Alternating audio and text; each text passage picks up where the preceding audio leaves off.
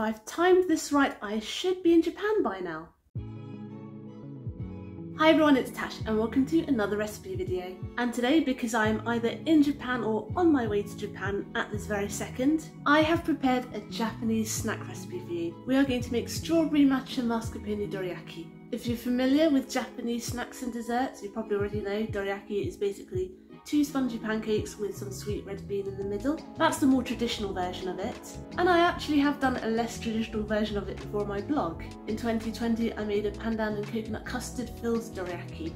But today I'm going to model mine on one of my favourite ones from I buy from the Japanese shop, which is a matcha mascarpone and red bean dorayaki, only because I'm lazy and I didn't feel like cooking up some sweet red beans, especially for a few pancakes. I used strawberries instead, which thankfully are also a perfect match with matcha and cream. What I love about dorayaki is the pancakes themselves are so spongy and light. When you cut them open, you should be able to see those lovely big air bubbles inside, kind of like a sponge. And for this recipe I'm going to put matcha both in the pancake batter itself and in the mascarpone cream. And we're going to chop some strawberries into that lovely creamy mascarpone filling too. I'm not actually sure how many dorayaki I'm actually going to eat in Japan because oh my gosh, you should see the massive to-eat list I have. I have an entire spreadsheet, it's serious business. And because I can easily make dorayaki here and actually buy them as well, it may be less of a priority. So that's why I decided to make them today, just to prepare myself. Obviously, if I get the opportunity to eat dorayaki in Japan and I'm not already full to bursting with all of the other stuff that I'm eating, then yes, sure, I'm going to eat them. But just in case, let's make some in advance. So let's go to the kitchen and see how it's done. Let's make the dorayaki pancakes first. We have 140 grams of self-raising flour and I'm going to sift in 2 teaspoonfuls of matcha.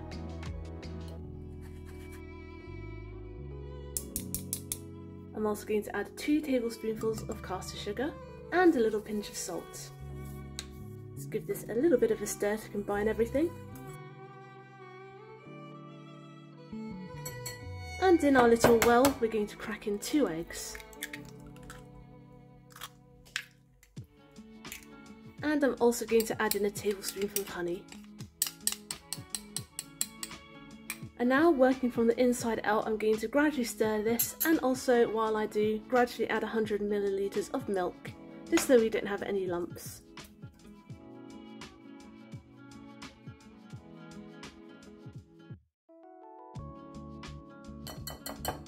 Now this is ready to cook. Now what I have here is the tiniest bit of vegetable oil, and that's all we need, and we're actually going to wipe most of it off now.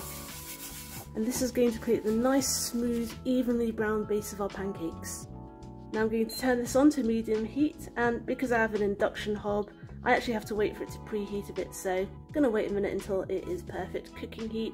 Obviously if you have gas, all you have to do is switch that gas on, you've got the flame already hot, good, done. But to make the perfectly even pancakes, you do need to wait for your induction hob to preheat a little bit, so I'm just going to wait a few seconds up to a minute. And once it's reached full heat, I am going to take an ice cream scoop, because this way I can control the size of my pancakes a little more easily. I'm just going to pour a scoop straight in.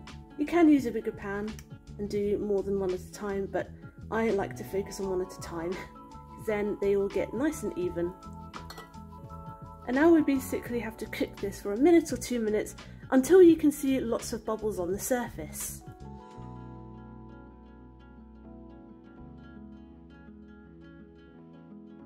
Let's move this out of the way. And now you can see those big bubbles are settling on top and they're popping and they're not really closing. Now is the time, oh, one just went there. Now is the time to flip it. So I'm going to expect this pancake isn't going to be very evenly brown because the first pancake never is, but let's see. That's not too bad. Like I said, the first pancake usually looks the worst because you've still got a bit of the residual excess oil on the pan, so that's going to create those little circles. But the more you do, the more evenly brown your pancakes will be. And of course we're going to use the prettiest ones on top. So this brown side, the first side that was down on the pan, is going to be the outside of the dorayaki. So we're going to cook this for another minute, then we're going to transfer it onto a cooling rack, and then we're going to cover them with some kitchen towels so then they won't get dry. This one's basically done. Let's rescue it from the pan and put it over here. Let's do one more, shall we? Let's see if it's any more even on the bottom.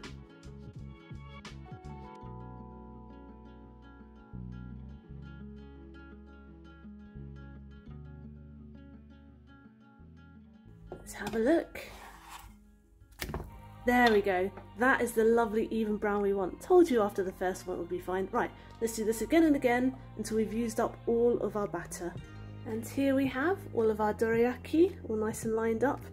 And under this, and this stops the top from drying out, so just lay a few kitchen towel papers over there. So we're going to let these cool down completely.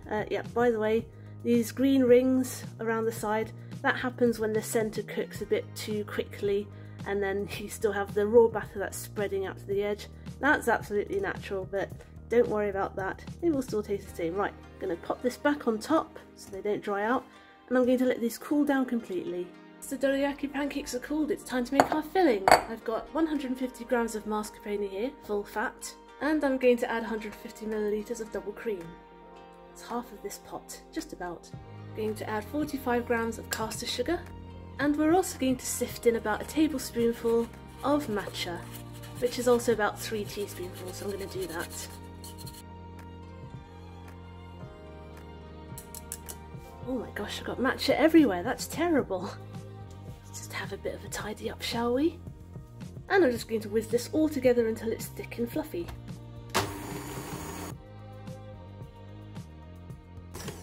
As you can see, that did not take long at all. And now what I have here is about 180 grams of strawberries, which I've chopped up. That was measured before I got rid of the stalks, but it doesn't really matter. So 180 grams of strawberries before chopping up, that I have then chopped up. And I'm just going to fold these together. Nice, now we're ready to fill our dorayaki.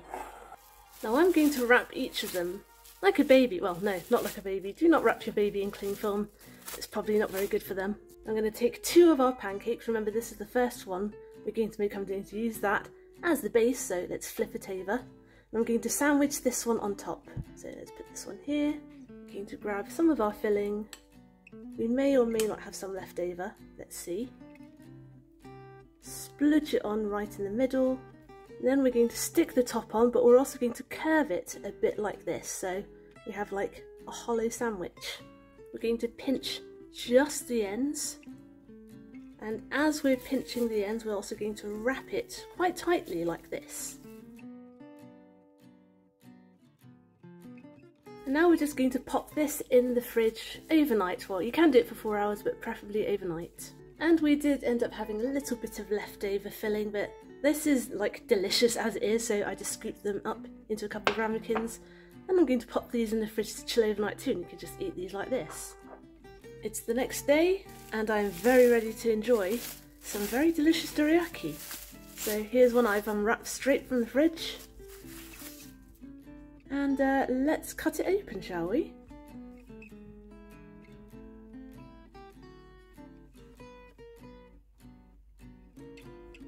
Oh, beautiful, look at that. And you've got all of those lovely air bubbles in there too. Oh, these are so perfect. I cannot wait to have these with a cup of tea. Look at those air bubbles, so spongy. And the cakes, the pancakes themselves. Oh, so soft. Oh, okay, I should stop fondling them.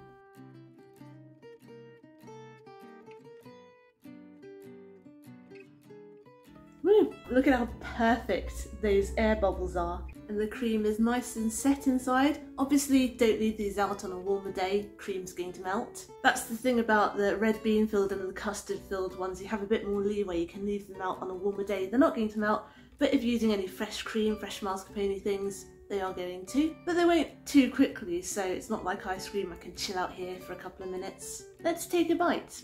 Cheers. So soft. Also be careful when you chomp into this one because the cream may splodge out. You've got a little bit of a strawberries and cream vibe going with this one. And of course, strawberries and matcha always go together. So there you go, strawberry matcha mascarpone dorayaki. Thanks for watching. I hope you enjoyed today's recipe video, and I hope you'll join me next Wednesday for my next one. And I will have prepared one in advance for next week, even though I will still technically be in Japan. Get the full written recipe on my blog tashcakes.com, follow me on Instagram on tashcakes.tastes, and find me on TikTok too, on tashcakes there too, but my handle is food in slow motion. Subscribe and hit the notification bell if you'd like to see more. Give this video a like if you'd like it to help other people find it. Comment down below if you'd like me to make anything in particular, and I'll see you all next time. Be good, be nice, and have a good week.